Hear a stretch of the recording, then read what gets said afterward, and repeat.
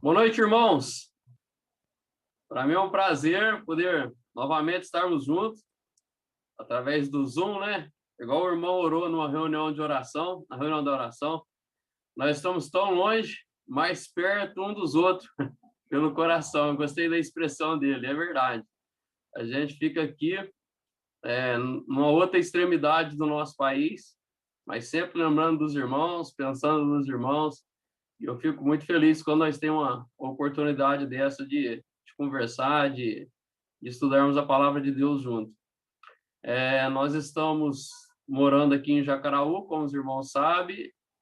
Eu quero pensar que nós estamos num tempo onde nós já acostumamos com a cidade. Um irmão perguntou assim: Wesley, vocês já estão adaptados? Eu acho que para adaptar leva um tempo, mas a gente vai acostumando, né? Você acostuma com o clima, você acostuma com o vizinho acostuma com você, o dono do mercado, e assim a vida parece que tende a ficar mais fácil. Nós passamos um período bem difícil, né? Que uma cidade pequena, o nordestino estranha tudo, e teve um tempo que eu mais a Rogélia até conversava, a gente ia passando na rua, o pessoal parece que saía até de casa para ver a gente passar, né? Todo mundo era novidade. Mas nós estamos num tempo onde o pessoal já acostuma mais com a gente e vem trocar uma ideia. Estamos bem, estamos felizes, e cada dia que passa, já começando a envolver mais com a igreja local, nos estudos e em visita, e trazendo as pessoas na nossa casa para a gente trocar uma ideia, os membros da igreja. Então, eu agradeço a Deus pelas orações dos irmãos que têm orado, lembrado de nós, e reconhecemos que Deus tem ouvido essas orações, e vamos vivendo aqui, né? É muito bom sabermos que tem irmãos orando por nós aqui, mesmo tanto tão longe, mas tão perto. Obrigado mesmo. Eu queria, nessa noite, nós lermos juntos 2 Timóteo, capítulo 4. Nós vamos estudar alguns versículos aqui nessa parte da carta de Paulo, que escreveu a Timóteo, 2 Timóteo, capítulo 4. Nós vamos ler todo o capítulo, mas com certeza nós não vamos estudar todo ele. Talvez hoje estudaremos só uma parte, mas vamos ler ele todo. 2 Timóteo, o capítulo 4. Vamos começar a leitura no verso 1.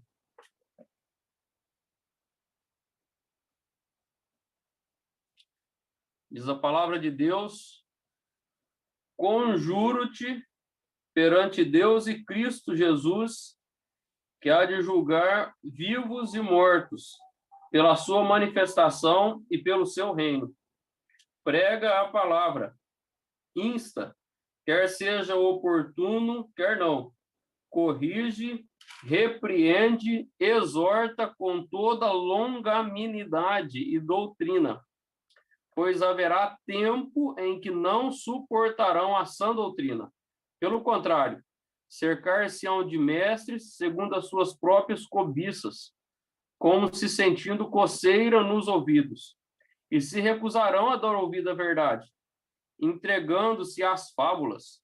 Tu, porém, sê sóbrio em todas as coisas, suporta as aflições e faz o trabalho de evangelista, cumpre cabalmente o teu ministério. Quanto a mim, estou sendo já oferecido por libação, e o tempo da minha partida é chegado. Combati o bom combate, completei a carreira, guardei a fé. Já agora a coroa da justiça me está guardada, o qual o Senhor, reto juiz, me dará naquele dia, e não somente a mim, mas também a todos quanto amam a sua vinda.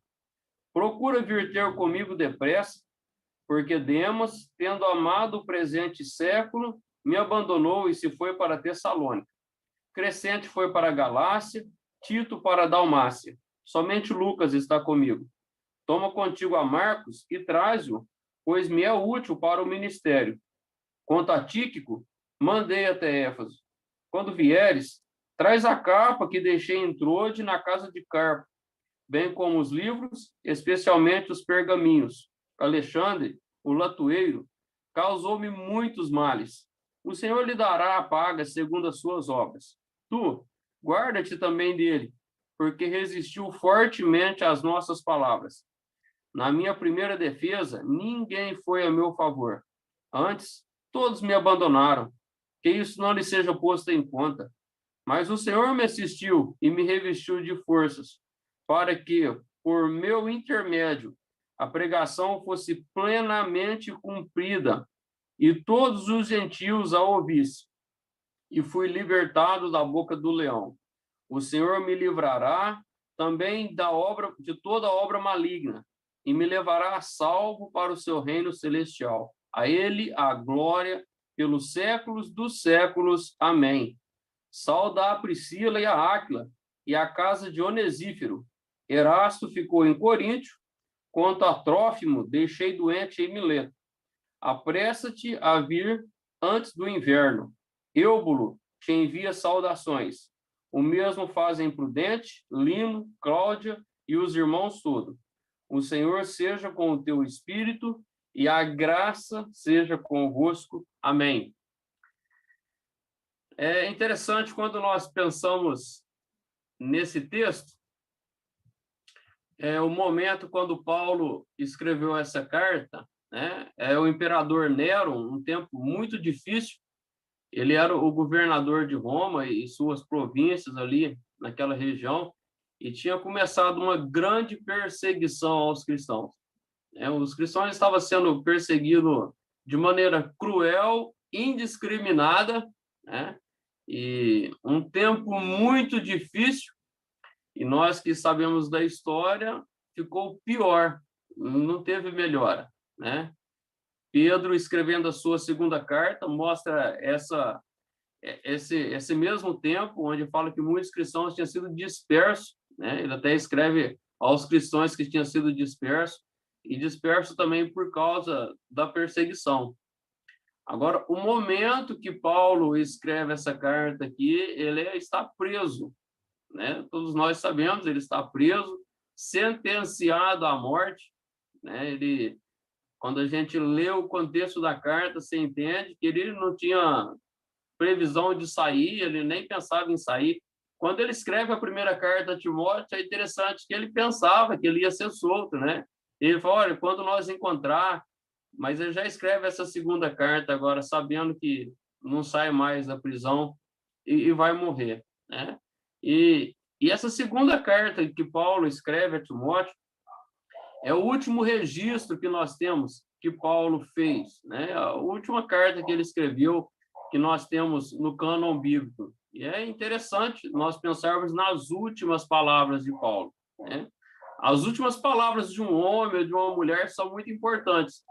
Elas são como uma janela que nos ajuda a ver o que há no seu coração, ou como uma medida que nos ajuda a avaliar a sua vida, né? Quando a gente olha para as últimas palavras de uma pessoa, a gente tem isso em mente. Como ele viveu?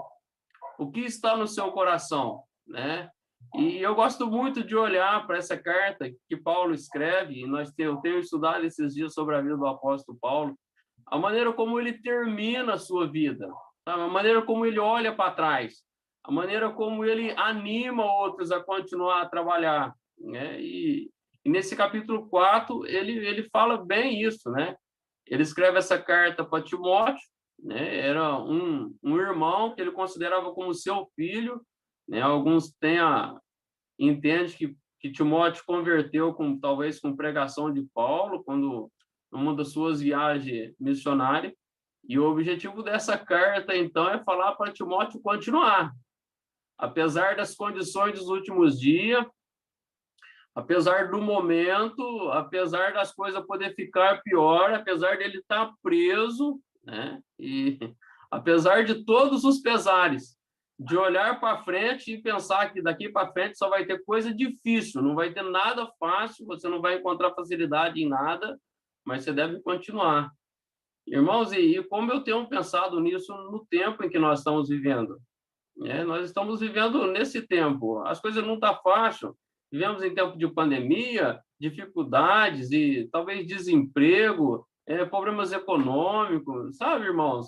Mas nós temos que continuar, nós não podemos parar. E eu vejo Paulo fazendo isso com Timóteo, né? Fazendo isso com Timóteo. Ele olha para, sabe, Timóteo, o tempo da minha partida chegou. Eu não vou. E ele não está falando isso descansado. Ele não está falando isso sentado numa cadeira de balanço, sabe?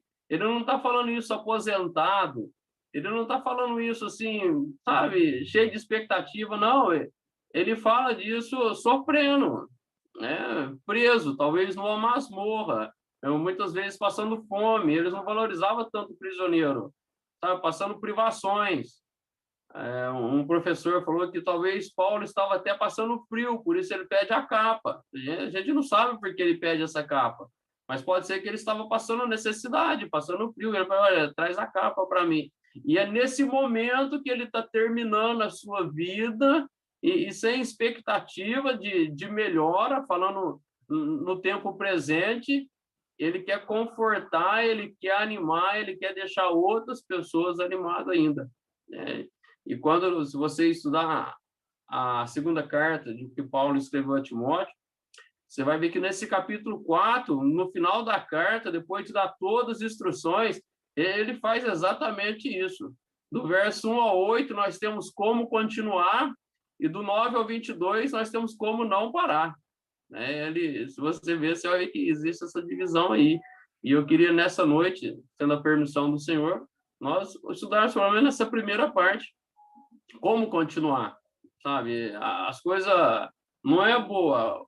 A Bíblia diz que o mundo vai de mal a pior. Esse mundo não é legal, sabe? Nós não somos daqui, sabe? Nós não somos aconselhados a pensar em viver aqui. Paulo, escrevendo a Filipenses, ele podia dizer: a nossa pátria está no céu. Sabe? A vida cristã nunca foi fácil. Mas nós temos que continuar. Nós não podemos parar. E no capítulo 4, no primeiro verso, sabe, Paulo fala: olha, na presença de Deus, de Cristo Jesus, que há de julgar os vivos e os mortos, por sua manifestação e por seu reino, eu te exorto solenemente. Para continuar, Paulo mostra que um dia nós vamos estar na presença do Senhor Jesus e seremos julgados por ele. Eu gosto muito disso que Paulo faz com Timóteo e com nós também. Para nós continuar, nós temos que lembrar que um dia, cada um de nós vamos prestar conta daquilo que nós temos feito, da maneira como nós temos vivido, né? Paulo sempre falou do tribunal de Cristo, dos últimos dias em suas cartas. Romanos, Coríntios, Filipenses, Tessalonicenses, né? E lá em 2 Coríntios, capítulo 5, 10, ele podia dizer: porque importa que todos nós compareceremos perante o tribunal de Cristo para que cada um receba, segundo o bem ou mal que tivermos feito por meio do corpo. Sabe, irmãos, quando nós pensamos que estamos vivendo, e o tempo é difícil, mas tem um dia, vai ter um dia, nós devemos sempre lembrar disso, que Deus, através do Senhor Jesus, vai julgar cada um. Todo mundo vai comparecer perante o tribunal de Cristo para receber segundo o que tem feito. E Paulo, então, faz uma exortação. A Bíblia atualizada diz: conjuro-te solenemente, para que Timóteo lembre disso. Isso fica na cabeça dele. Timóteo, lembre disso todo momento. Quando você for fazer, quando você não for fazer, sabe? Irmãos, e como nós precisamos ter isso na nossa mente? E a todo momento, sabe? Lembra disso.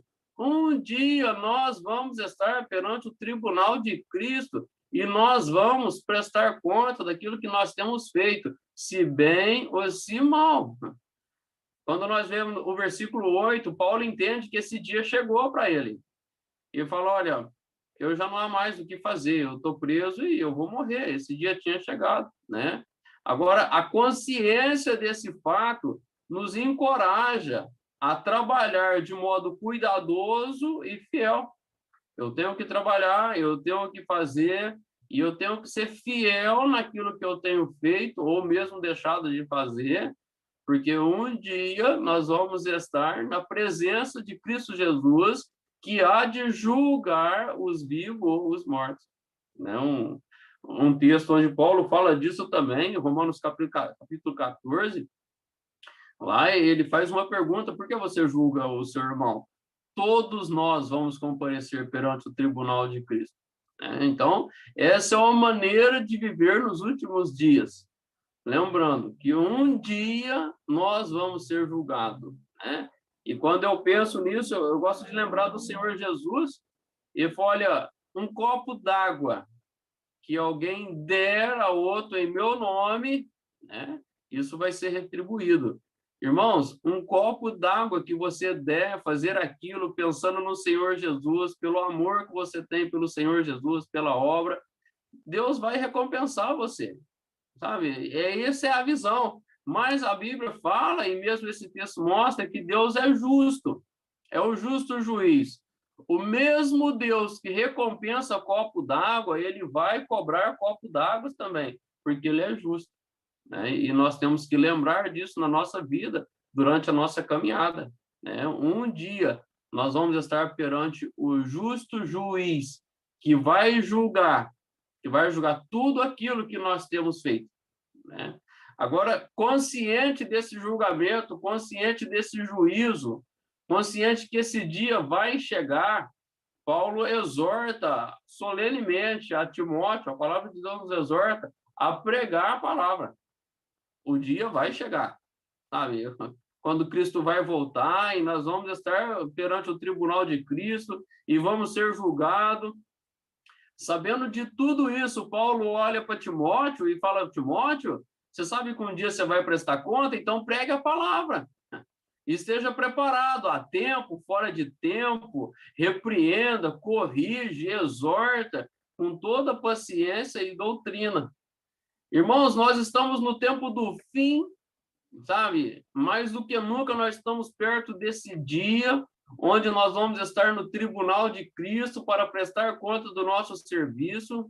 Se Paulo está falando para Timóteo que esse dia chegava, quanto mais perto nós estamos hoje, praticamente 2000 anos depois que Paulo escreve essa carta, e o nosso dever é o mesmo: pregue a palavra, pregue a palavra. É o dever de todos os salmos.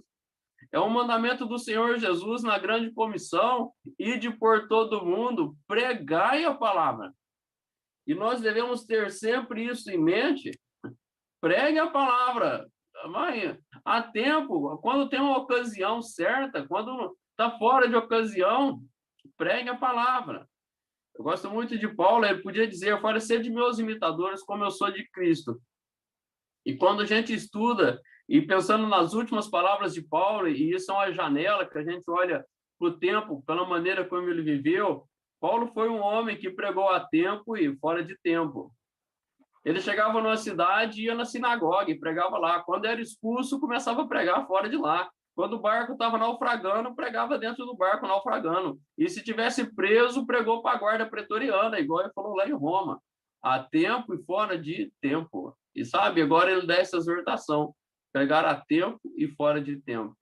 E como nós precisamos ter isso em mente: pregar a tempo. E quando não tiver ocasião, e eu sempre falo, talvez você não consiga falar com palavras, você não tenha, sabe, esse dom, essa habilidade. Irmão, pregue com folheto, com adesivo, sabe? Faça alguma coisa. Envie, ajude quem está pregando, dê uma carona. Faça alguma coisa, pregue a palavra. A tempo e fora de tempo, sabe por quê? O tribunal de Cristo chega. E está perto. E esse é o incentivo. Esse é porque Paulo está falando para Timóteo: prega a palavra, porque o tribunal de Cristo chega. E quando esse dia chegar, não vai ter como você fazer mais nada. Então, pregue. É agora. O seu tempo é agora. O seu momento é agora. Você não vai ter outro momento para isso, sabe? E é muito bom a gente pensar nisso. O tempo é agora, é nesse dia, é nesse momento agora. O que você pode fazer para pregar uma palavra? Faça, pregue a palavra, sabe? Exorte, né? E esse é o dever de todos nós, pregarmos. Eu gosto muito desse verso lá de Marcos, capítulo 16, que fala: ide por todo o mundo e pregar o evangelho. Sempre quando nós lemos esse versículo, a gente tem uma visão de mundo, pensa na África, talvez os irmãos pensem aqui no Nordeste. E, irmãos, é esse mesmo. Mas você já parou para pensar qual que é o seu mundo?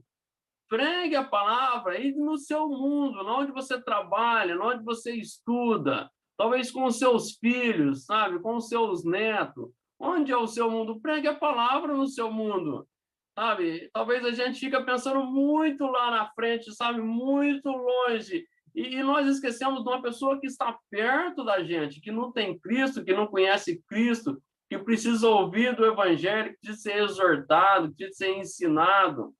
E nós perdemos o tempo, e o tribunal de Cristo chega, e nós perdemos o tempo, sabe, com aquele perto de nós. Eu tenho encontrado com algumas famílias aqui e incentivado eles a ensinar os filhos. Irmão, aproveita a oportunidade, seu filho está junto com você, não vai nem na escola. Pregue a palavra para ele, leia a Bíblia junto com ele, aproveite o tempo, ele precisa ouvir de Cristo. É o que ele mais precisa, ele precisa ser salvo, tal como as pessoas na África, tal como as pessoas no Nordeste, nas favelas. Os nossos filhos precisam de salvação, de crer em Cristo de verdade, reconhecer que é um pecador perdido. Então, pegue a palavra no seu mundo, sabe? Onde que está perto de você aí, sabe? Pense longe, pense irmãos que foram, não tem nada de errado, mas pense dentro da sua casa, dentro do seu mundo, os funcionários que trabalham junto com você, os que estão estudando junto com você, e talvez mais dentro da sua casa ainda, sua família, seus filhos, seus netos.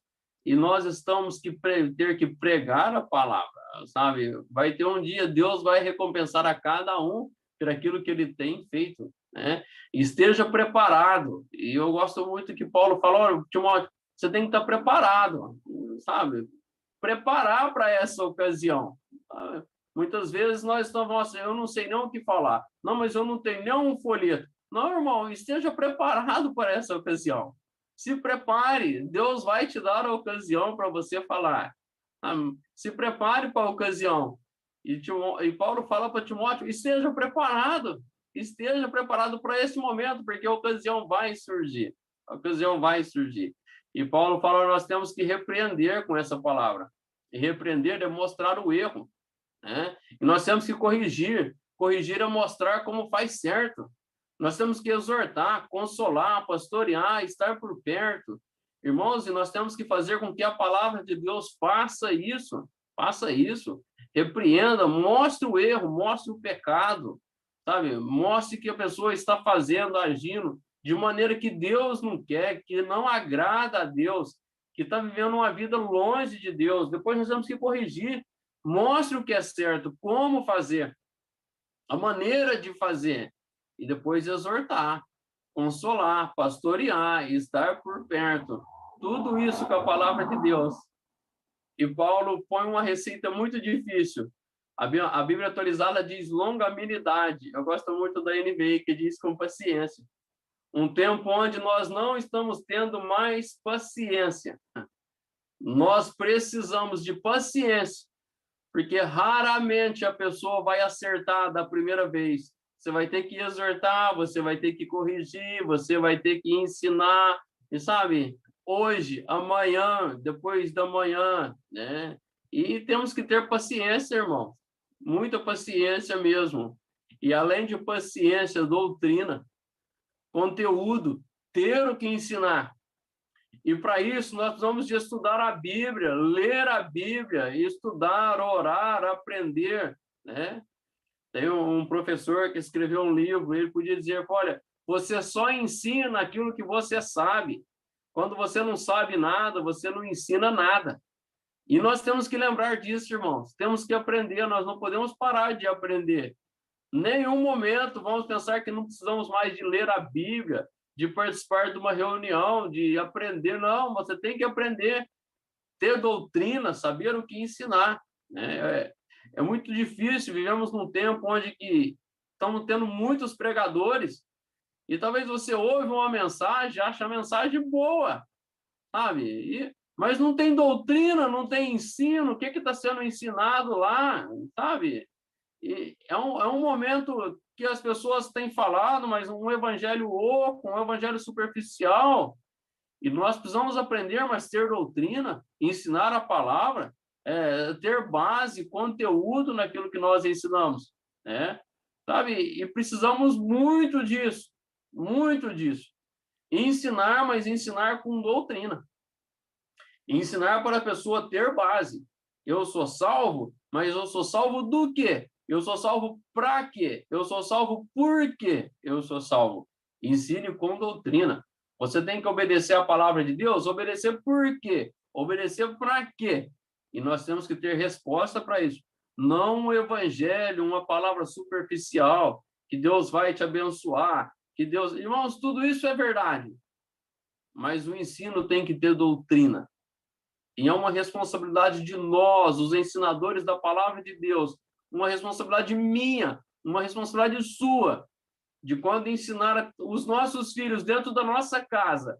Não vamos pensar nem mais longe, mas ensinar dentro da nossa casa doutrinas que os nossos filhos vão enfrentar lá fora. O mundo, a escola, a faculdade, eles vão enfrentar, e se eles não tiverem doutrina, consistência, conteúdo, sabe? Eles não vão suportar, eles vão ceder, né? E Paulo fala exatamente isso, porque vai vir um tempo, uma época, que eles não suportam essa doutrina. Eles não suportam. Pelo contrário, sente coceira nos ouvidos. E, segundo seus próprios desejos, juntarão mestre para si mesmo.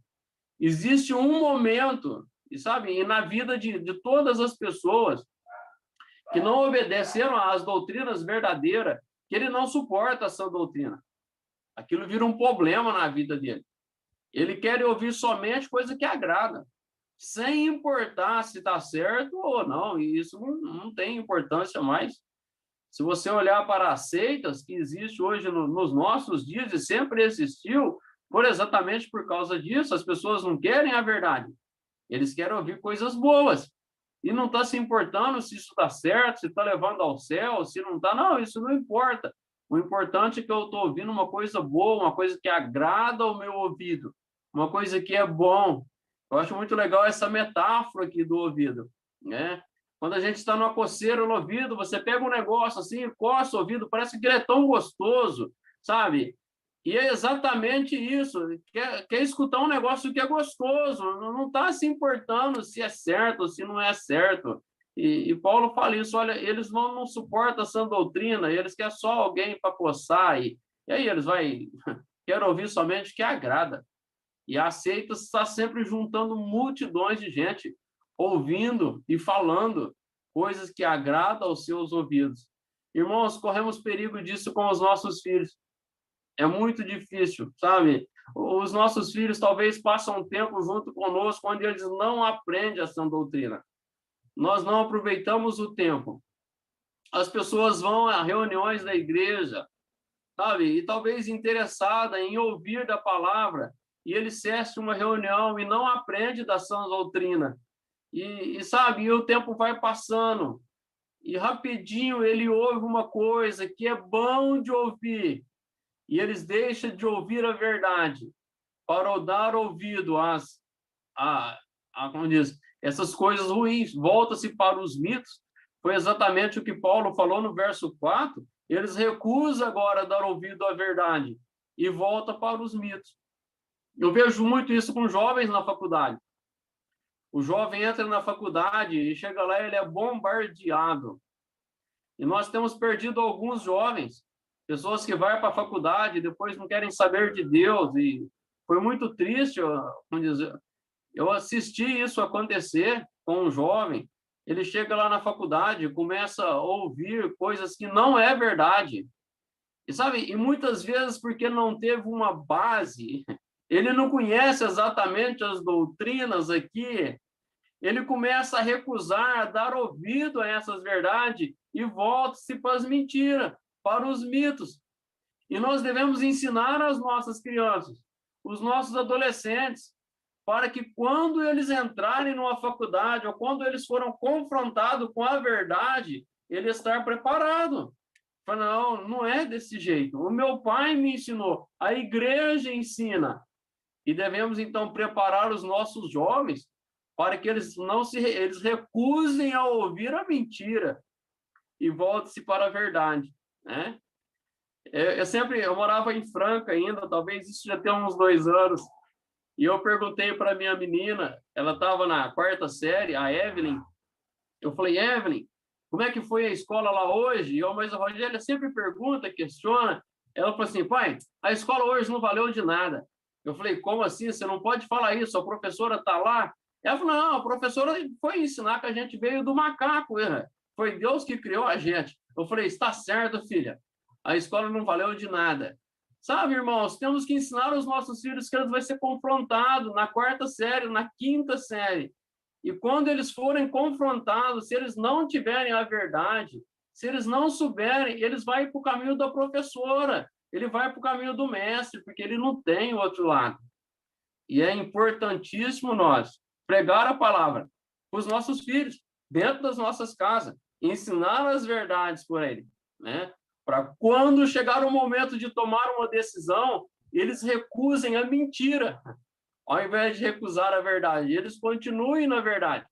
Precisamos pregar, ensinar as nossas crianças, antes que chegue esse tempo, que eles vão rejeitar a verdade. Então, Paulo fala para Timóteo, ensine Timóteo, antes que eles recusem, né?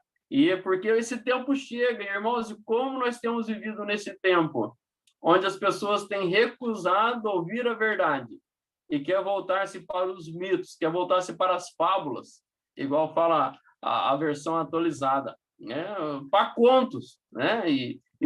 Quantos contos nós temos hoje em dia? Coisas que nós sabemos que não é verdade, e as pessoas têm deixado a verdade e voltando para esses mitos. Agora, no verso 5, Paulo olha para Timóteo mesmo, fala, Timóteo, você, seja sóbrio em tudo, suporte o sofrimento, faça a obra de um evangelista, cumpre cabalmente o seu ministério. Eu vejo isso um ensino pessoal para você, para mim pessoalmente, né? Ser sóbrio é o contrário de estar embriagado, né? E Paulo fala, você deve viver com atenção, saber o que está fazendo, né?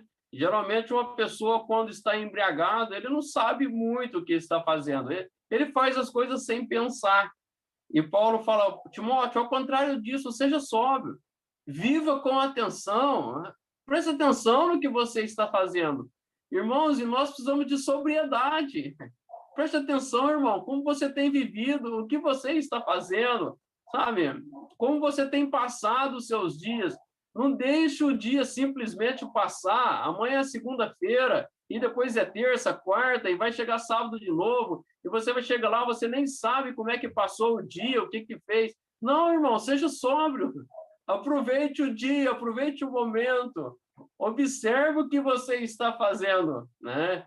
E Paulo fala de sobriedade com sofrimento. A vida cristã nunca foi fácil para ninguém. Nunca foi fácil. O Senhor Jesus sofreu, foi perseguido, sabe? Os apóstolos, Paulo está aqui na fila da morte, esperando somente o dia que fosse morrer. Pedro também foi, Estevão, Tiago. Irmãos, e quantos outros nós podíamos pôr nessa lista? Quantos outros, sabe? A vida cristã nunca foi fácil. Não pense que a vida cristã vai ser fácil. Não, irmão. Suporte o sofrimento. É desse jeito. O tribunal de Cristo chega.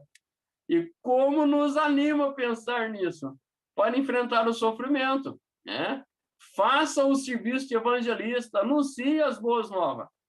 Mesmo estando difícil, mesmo em tempo que você talvez está doente, você acha que você não aguenta mais, que é o fim, não tem problema. Faça o serviço de evangelista. Faça, anuncie, fale, há tempo, fora de tempo, né? E Paulo fala, olha, cumpre cabalmente, plenamente o seu ministério. E eu gostei muito, lendo e estudando sobre isso esses dias, né? Eu vi um professor falando que nós devemos chegar ao fim sem arrependimento. Irmãos, o fim vai chegar. O fim vai chegar. Mais um dia, mais 2. Você que tem 30 anos vai ter 40. Eu que já tenho 40, vou ter 50, 60, 70, e ninguém sabe quando é. Mas como é que você vai chegar ao fim? Você vai chegar ao fim arrependido? Por que que eu não falei? Por que que eu não ensinei? E, sabe, quantas pessoas têm chegado ao fim arrependido? Ah, eu devia ter falado. Ah, eu devia ter feito. Sabe, a instrução de Paulo para Timóteo, pessoalmente, cumprir plenamente o seu ministério. Chegue o fim sem arrependimento. E é exatamente a maneira como ele estava chegando. Exatamente. Ele fala que ele já estava sendo derramado como uma oferta. O tempo da partida dele estava próximo. Ele sabia que ele ia ser morto a qualquer momento. Chegava um guarda lá e chamava o nome dele e levava ele para um local e passava a espada no pescoço dele. Ele sabia disso, né? Talvez outras pessoas estavam morrendo dessa maneira, né? Mas agora Paulo entende que a situação que se encontrava era por causa de Cristo. Ele era prisioneiro de Cristo, sabe? E ele está ali pensando, sabendo, eu estou aqui porque eu preguei a Cristo. Ele não está arrependido. Ele, sabe, ele em nenhum momento ele olha atrás pensando, nossa, por que eu não deixei de pregar? Nossa, se eu não tivesse falado, eu não estava preso. Não, ele não está arrependido, ele está feliz, mesmo diante daquela situação, sabendo que a vida dele, o tempo da partida, ele ia morrer, mas ele morria pela causa de Cristo. É por isso que ele estava morrendo, sem nenhum arrependimento, sabendo que tinha cumprido cabalmente o seu ministério. Ele olha para trás, sabendo, e ele fala, olha, sabe uma coisa? Eu combati o bom combate. Acabei a carreira, guardei a fé, né? E no final da sua vida, Paulo vê a vida cristã como um combate, uma luta. Irmãos, e a vida cristã é uma luta, um combate diariamente contra o mundo, contra Satanás, sabe? Contra a carne. A vida cristã é uma luta. É uma luta para você pregar, é uma luta para você ensinar. Vai ter todas as coisas ao contrário. Mas você tem que lembrar de fazer igual Paulo, combater o bom combate. Aproveite a oportunidade. Lute essa luta, mas lute sabendo que um dia a gente chega ao fim, e no fim tem o tribunal de Cristo, né? Paulo olha e fala, olha, eu fiz o melhor que pude na corrida, sabe? Eu fiz o melhor que pude, eu não deixei de fazer, eu falei, eu não deixei de ir em nenhum momento. E como eu gosto de pensar nisso na vida de Paulo, ele olhando para trás e pensar, olha, nenhum remorso, em nenhum momento, eu podia ter feito, por que que eu não fiz? Não, eu fiz o melhor que pude na carreira. E ele olha para trás, ele olha para trás, ele olha com gozo, com regozijo. Ele sabe que a coroa da justiça está reservada a ele. Sabe, irmãos, um dia nós vamos olhar para trás. Um dia você vai olhar para trás. E talvez esse dia esteja mais perto do que você pensa. Agora a pergunta é, como você vai olhar para trás? Você vai olhar para trás animado, porque fez o melhor, porque falou, porque contribuiu, sabe, o que estava na sua mão você fez? Ou você vai olhar para trás com arrependimento, dizendo vários por dia, porque eu não falei, porque eu não fiz? Irmãos, isso é muito triste. E eu quero que nessa noite você seja despertado a fazer enquanto é tempo. Faça agora, faça agora. Paulo podia dizer, olha, eu guardei a fé. Um homem que teve muitos motivos para voltar atrás. Ele teve muitos motivos para desanimar. Em naufrágios, apedrejado e açoitado, preso. Muitas vezes ele teve motivos para voltar atrás. Ele não voltou. Ele guardou a fé. Ele olha, ele chega no final feliz, alegre. Ele podia dizer com toda confiança, a coroa me está reservada, a coroa da justiça, que o Senhor, o justo juiz, me dará naquele dia. Não somente a mim, mas também a todos que amam a sua vinda. O justo juiz dará uma coroa da justiça para Paulo. É verdade. Paulo tem uma coroa reservada no tribunal de Cristo. O juiz é justo. O juiz é justo. E ele tem essa coroa reservada para Paulo, pelo que ele fez, pelo que ele deixou de fazer, por muitas vezes poder ter desanimado e não ter desanimado, continuado, por pregar a palavra, por insistir. Irmãos, e a coroa não é somente para Paulo, a coroa pode ser para você, para mim também. Todos podem receber essa coroa. Precisamos amar a vinda do Senhor Jesus, exatamente como esse capítulo, essa parte, essa porção do final dessa carta nos mostra. Amar essa vinda. E quando nós amamos a vinda do Senhor Jesus, pensamos que um dia Cristo, Deus, através de Cristo, vai julgar todas as coisas, né? Paulo exorta solenemente para que nós lembremos disso, esse juízo. E com esse dia em mente, lembrando disso, pregar a palavra em todas as ocasiões, né? Haverá ocasião que não vamos ouvir mais, né? E devemos ser sóbrios, continuar fazendo a obra até terminar a carreira, né? Então, olhar para trás sem arrependimento, esperando o dia que vamos receber a coroa da justiça. Irmãos, essa primeira parte desse capítulo mostra como nós devemos continuar. O tempo é difícil? É difícil. O tempo que Paulo estava vivendo era um tempo difícil? Era um tempo difícil. Mas tenhamos em mente que Cristo vai voltar. E quando ele voltar, nós vamos ter o tribunal de Cristo, onde Deus, através de Cristo Jesus, vai julgar todas as coisas. E cada um vai receber o bem ou o mal que tiver feito pelo seu corpo. Pensando nisso, pregue a palavra. A tempo, fora de tempo, no seu mundo, junto com os seus. Pense lá na frente, pense no Nordeste, pense na África, em todos os lugares do mundo. Mas não esqueça do seu mundo, onde você está.